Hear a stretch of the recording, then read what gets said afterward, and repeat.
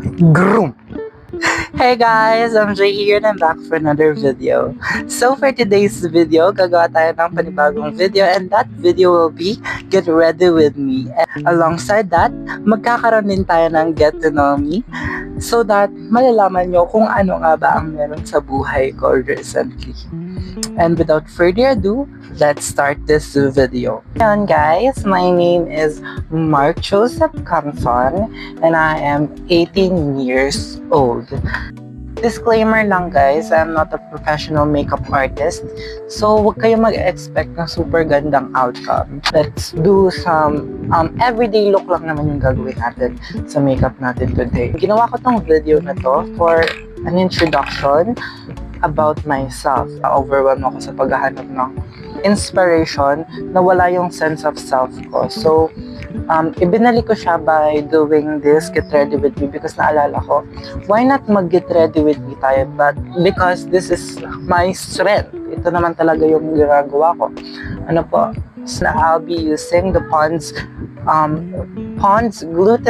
Gluteniacinamide. So, yung makeup na i-achieve natin today is yung commonly na ginagamit ko kapag nagpupunta ako sa school. Next, I'll be using the Bayfree face primer. So, I like putting my primer here sa under eye ko so that kapag pinatuan ko siya ng base, magkakaroon siya ng brightening effect sa under eye ko. Ayan. So, now that it's blended and mukha na tayong espasol, yan natin yan, mag-oxidize yan. Maglalagay na next tayo ng skin tint. Naglipat ako sa skin tint paraan lang. Kasi sabi ko, why not mag-skin tint tayo instead of using foundation? And I'm using C05 ng Dazzle Me Skin Tint. Papel ko po sa PUP is I'm a transfer student. Galing po sa Lemery Colleges sa Batangas. Now I'm studying here sa Santa Mesa. Ginagawa ko kasi jeep ako hanggang Recto Station. Then, after Recto, tren to Puresa. From Lemery Colleges under the program of Tourism Management. Graduate ako as a young student sa Alitagtag Senior High School. Actually, the first path talaga na dapat gagawin ko or kukunin ko is mass communication. Unfortunately kasi, anong nangyari, hindi ako nakapasok sa Spartans. Hindi yata ako nakapasa sa entrance exam or merong mas nakataas sa akin. By the way, I'm using the DC Formulation Soft Cream Blush, shade Scarlet. So ayun, next naman po, I'm gonna be using Layered Radiant Creamy Concealer in the shade 02. Cancel out lang natin yung mga blemishes and as well as para maging panta yung skin tone natin kasi para na tayong sinampal ni Sasa Girl. Expectation for the subject, gender-based literature. We're going to talk about a lot of things na related sa pagkakaroon ng gender fairness inside in literature. Pag-uusapan natin yung mga bagay that make or urge sa atin para magkaroon ng stereotypes when it comes to the literature na meron tayo. Ano yung gagawin, mga gawain natin sa subject na to?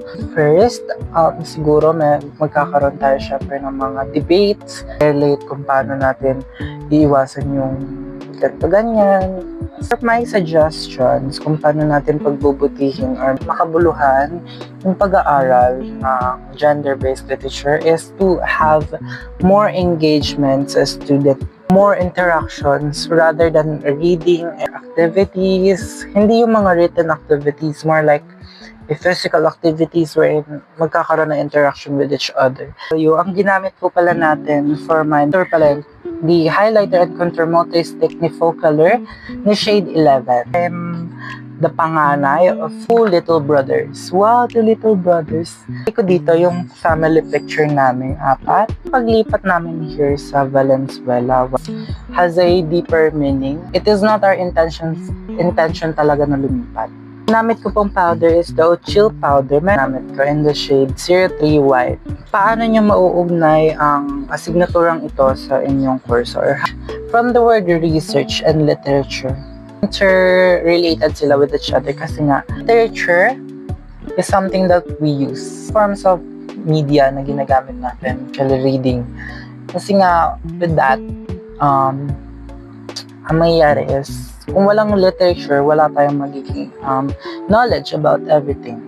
Hindi magiging possible, hindi magkakaroon ng communication research kung walang literature. And that is how I can relate gender-based literature with communication research. Gender literature being present, magkakaroon tayo ng mas deeper understanding or basic concepts of the genders that is surrounding us nowadays.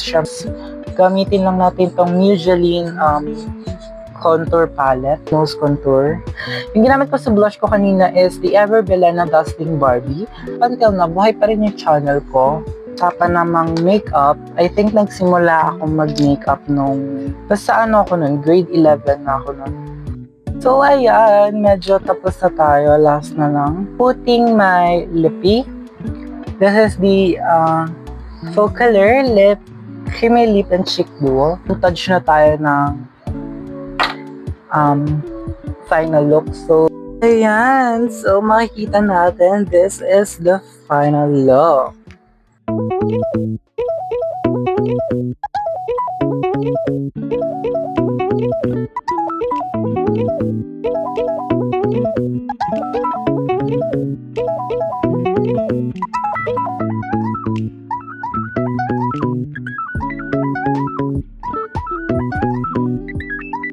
That is it for the end of our video. Makikita nyo, this is the final look of our Get Ready With Me.